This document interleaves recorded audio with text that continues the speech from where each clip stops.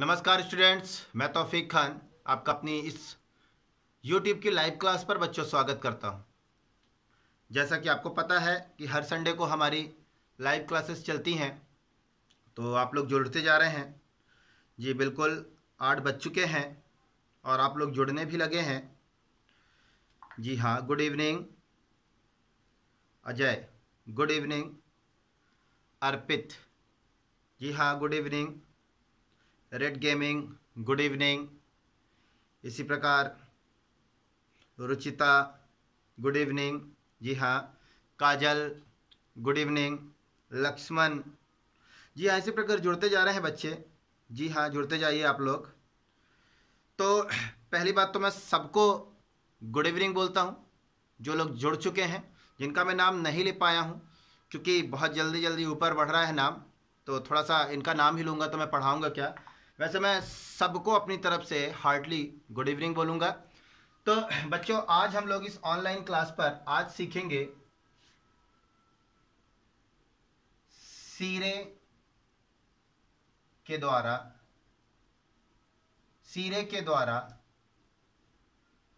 Ethyl alcohol, सीरे के द्वारा ethyl alcohol बनाना। ठीक है, एथिल अल्कोहल। जी बच्चों, एथिल अल्कोहल जो है ये शराब में पाया जाने वाला एक मुख्य अवयव है, एथिल अल्कोहल। बच्चों, एथिल अल्कोहल आज हम लोग बनाएंगे। पहली बात तो मैं बता दूं, ये एक औद्योगिक विधि है। ठीक है, ये एक औद्योगिक विधि है। हम कैसे बनाएंगे? सीरे के द्वारा। तो भैया सीरा कैसे बनाते हैं, इस चीज को हम लोग सीखते हैं कि सीरा देखिए क्या है। हाँ हाँ, एथिल अल्कोहल का फार्मूला। जी हाँ, आपने एथिल अल्कोहल का फार्मूला पूछा है भानु जी, C2H5OH। ठीक है, चलिए। एथिल अल्कोहल बनाना, सबसे पहले ये औद्योगिक विधि मैंने बनाया, तो सबसे पहला आप क्या बोलेंगे? औद्योगिक विधि के द्वारा, सीरे के द्वारा, औद्योगिक विधि द्वारा सीरे के द्वारा एथिल अल्कोहल बनाने की विधि निम्नलिखित पदों में पूर्ण होती है। बच्चों, ये आपका टाइटल होगा, फिर से सुने। औद्योगिक विधि के द्वारा सीरे के द्वारा एथिल अल्कोहल बनाने की अभिक्रिया निम्नलिखित पदों में पूरी होती है। बच्चों, तो पहला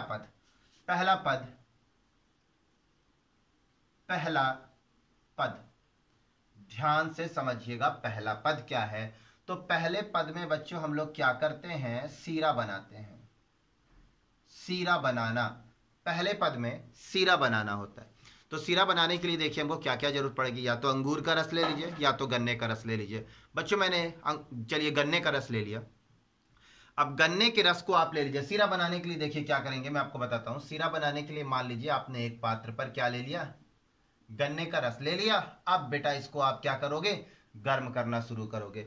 तो आप देखोगे कि कुछ समय के बाद, जब आप गर्म कर रहे हैं तो कुछ समय के बाद आप देखेंगे कि सीरे से, यानी वो गन्ने के रस से हमको शक्कर क्रिस्टल के रूप में मिलना शुरू हो गई है।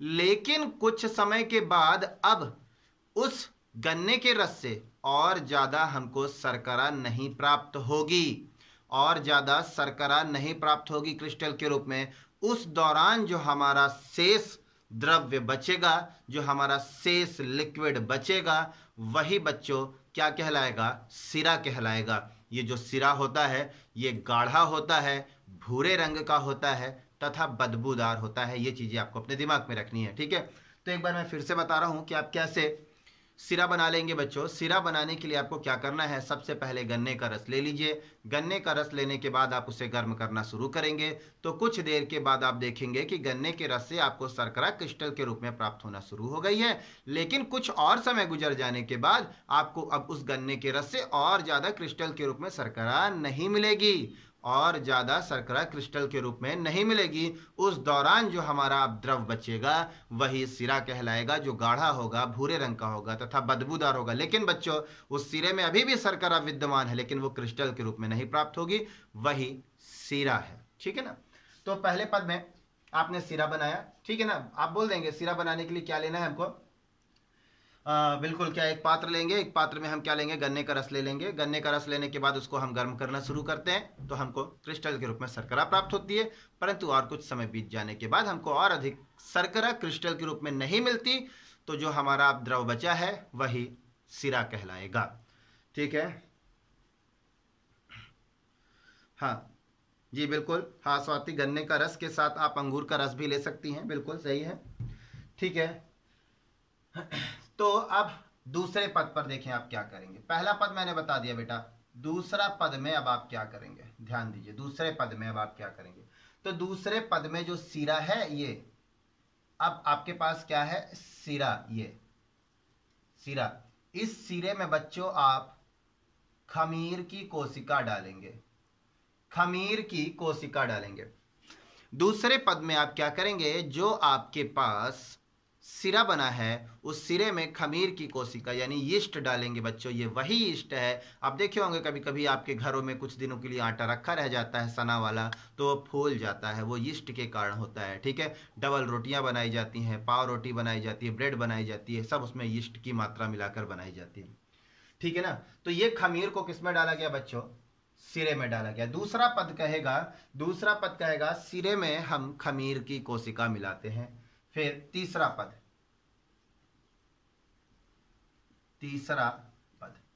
बच्चों देखिए, तीसरे पद में क्या करना है।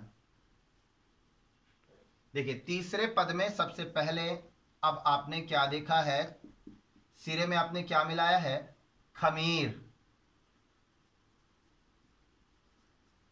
मिलाया है। अब बच्चों आप बताइए, आपको यदि किसी कमरे में छोड़ दिया जाए, कमरे को बंद कर दिया जाए, अब उस कमरे को कभी ना खोला जाए, तो बोलिए आप कितने दिन जिंदा रह पाएंगे, 1 दिन 2 दिन, इससे ज़्यादा तो मुझे नहीं लगता जी पाएंगे, क्योंकि खाना नहीं मिलेगा आपको, है ना। अब खाना नहीं मिलेगा तो भैया खाना चाहिए तभी जीवित रह पाएंगे। तो अब सोचिए, आपने खमीर को डाला है तो ये भी तो एक जीवित कोशिका है। इस कोशिका के लिए यानी इस सजीव के लिए आपको कुछ इसके भोजन के संबंध में कुछ ना कुछ व्यवस्था करनी पड़ेगी। तो बच्चों इस सिरे में अब हमको क्या मिलाना है, इस सिरे में हम लोग मिलाते हैं सोडियम बाइकार्बोनेट। सोडियम बाइकार्बोनेट मिलाते हैं तो बात आएगी, सोडियम बाइकार्बोनेट क्या करेगा इस सिरे में। तो बेटा जो ये सोडियम बाइकार्बोनेट है ना, ये खमीर की वृद्धि में सहायक है, खमीर की वृद्धि में सहायक है। देखिए तीसरे पद में क्या होगा, तीसरे पद में आप क्या डालते हैं, खमीर की वृद्धि के लिए सोडियम बाइकार्बोनेट डालते हैं। तथा अब वृद्धि भर से थोड़ी काम पड़ चलेगा कि खाली बड़ा होता जाए, संख्या में वृद्धि होती जाए, पोषण भी तो जरूरी है। तो पोषण के लिए इस पे हम एक और मटेरियल मिलाते हैं, उसको हम बोलते हैं अमोनियम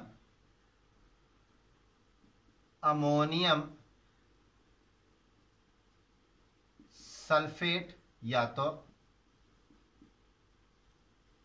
अमोनियम फास्फेट।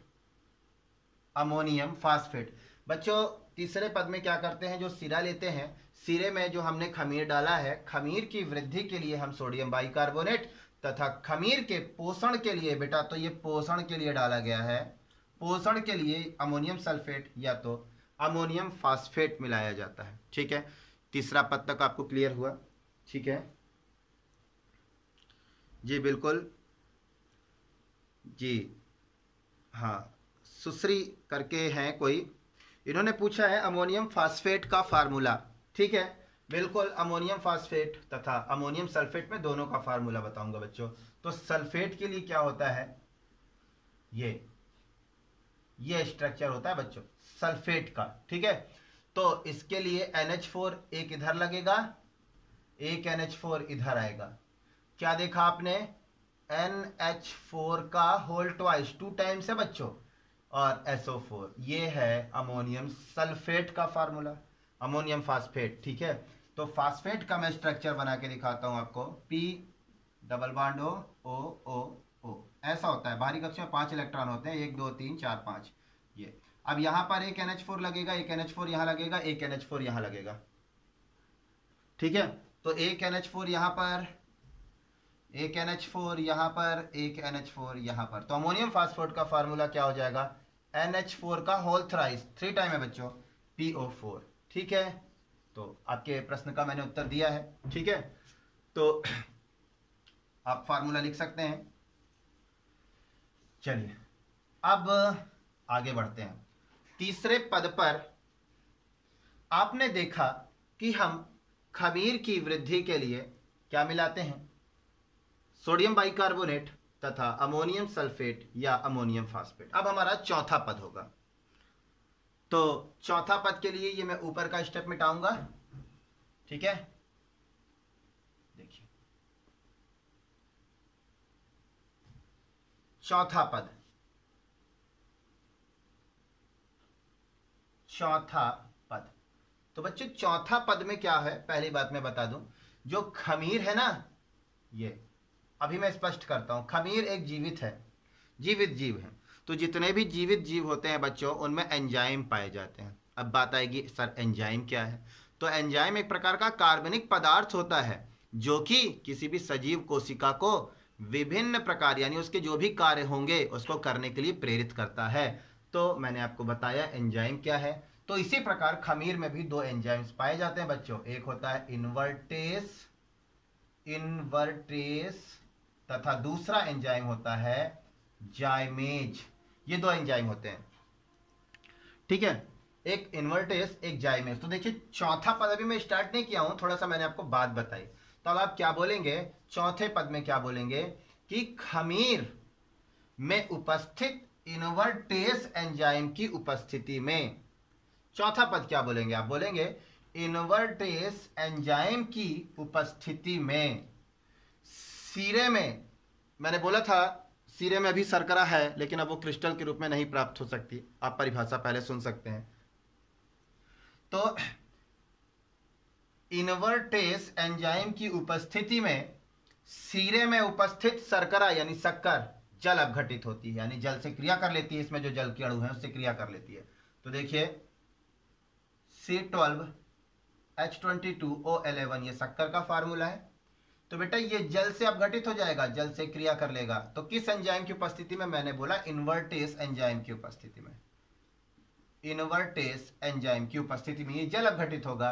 तो जल अपघटित होगा तो हमारे पास C6H12O6 प्लस C6H12O6 के दो मॉलिक्यूल्स बनते हैं। बेटा ये ग्लूकोज है और ये फ्रक्टोज है। आप देख रहे होंगे C6H12O6 C6H12O6 दोनों एक ही हैं, लेकिन अलग अलग क्यों लिखा गया। तो बेटा आणविक सूत्र तो समान है, यानी कि इस पदार्थ में जितने भी परमाणु मिले हैं इनको जो गिनकर लिखी गई है तो अणुओं की संरचना तो समान है, लेकिन इनकी संरचना सूत्र अलग अलग होता है, इसीलिए दोनों को साथ नहीं लिखते। यानी कि 2C6H12O6 नहीं लिख सकते थे, हमको दोनों अलग अलग लिखना पड़ा, क्योंकि ग्लूकोज जो होता है वो एल्डिहाइड वाली संरचना होती है तथा फ्रक्टोज कीटोन वाली संरचना होती है, ठीक है। चलिए तो देखिए चौथा पद में क्या है, आपने चौथे पद पर बताया कि इन्वर्टेस एंजाइम की उपस्थिति में सीरे में उपस्थित शर्करा जल अपघटित होकर ग्लूकोज तथा फ्रक्टोज में परिवर्तित होती है। जी हाँ, थोड़ा सा देख लेता हूं किसी को कुछ डाउट तो नहीं है। हाँ बिल्कुल, जाइमेज एंजाइम भी बच्चों बिल्कुल ये एंजाइम है, जैसे इन्वर्टेस है वैसे जाइमेज है, ठीक है ना। अब बेटा लास्ट है अगला पद, वो है हमारा पांचवा पद। देखिए पांचवें पद पर क्या होगा, पांचवें पद में क्या होगा कि शर्करा के जल अपघटन होने के पश्चात जो ग्लूकोज बनता है C6H12O6 जो ग्लूकोज बनता है वो जाइमेज एंजाइम की उपस्थिति में, देखिए खमीर में दूसरा भी एंजाइम है जाइमेज एंजाइम की उपस्थिति में ग्लूकोज का किण्वन होता है। बच्चों किण्वन क्या है, जी हाँ अक्षत, बिल्कुल आपने किण्वन पूछा है, मुझे किण्वन बताना ही था। मैं जो भी क्लास लूंगा आपके दिमाग में कुछ भी क्वेश्चन नहीं रहेगा, आप बिल्कुल मेरे साथ ध्यान से देखें, बिल्कुल बातें क्लियर होगी। हाँ तो मैंने बोला चौथे पद में जो क्या बना था ग्लूकोज, तो आप पांचवें पद के लिए क्या लिखेंगे कि शर्करा के जल अपघटन के पश्चात जो ग्लूकोज बनता है वो ग्लूकोज, ये ग्लूकोज है, मैं जी लिख देता हूं, ये ग्लूकोज जाइमेज एंजाइम की उपस्थिति में किण्वित होता है। अब पहले बात बता दूं किण्वित का मतलब क्या होता है, किण्वन का मतलब क्या होता है। किण्वन क्या है बेटा, वो किसी भी सूक्ष्म जीवों की उपस्थिति में होता है। जब कभी किसी पदार्थ में कोई सूक्ष्म जीव उपस्थित हो जाता है ना, तो वो सूक्ष्म जीव क्या करता है, उस जटिल पदार्थ को, उस बड़े कार्बनिक पदार्थ को छोटे छोटे पार्टिकल्स में तोड़ने लगता है। उसी को किण्वन कहते हैं, उसी को किण्वन कहते हैं। किण्वन के लिए जरूरी नहीं है कि ऑक्सीजन हो, ठीक है, वो किण्वन प्रोसेस हो जाता है। तो किण्वन मैं एक बार फिर से बताऊंगा, किण्वन जो है वो सूक्ष्म जीवों की उपस्थिति में होता है। ये जिस भी पदार्थ में उपस्थित होता है तो उसके जटिल पार्टिकल्स को, जटिल अवयवों को छोटे छोटे भागों में विभक्त कर देता है, ठीक है। तो अब क्या आपने देखा, पांचवें पद में क्या है, जो ये ग्लूकोज बना है, ये ग्लूकोज जाइमेज एंजाइम की उपस्थिति में किण्वित होकर ethyl alcohol C2H5OH plus CO2 के रूप में मुक्त हो जाता है। तो यही था बच्चों हमारा लास्ट पद, और हमारा मेन प्रोसेस क्या था, एथिल अल्कोहल बनाना। तो आपने एथिल अल्कोहल बच्चों सिरे के द्वारा बनाया है। उम्मीद है आपके द्वारा मेरी ये छोटी सी क्लास आपको समझ में आई होगी, ठीक है। हाँ, तो इसी के साथ जी हाँ क्लास बंद होगी बच्चों। आपको उम्मीद है कि समझ में आ गया होगा जी। हाँ, good night, okay, thank you, ठीक है बच्चों, सबको गुड नाइट, धन्यवाद।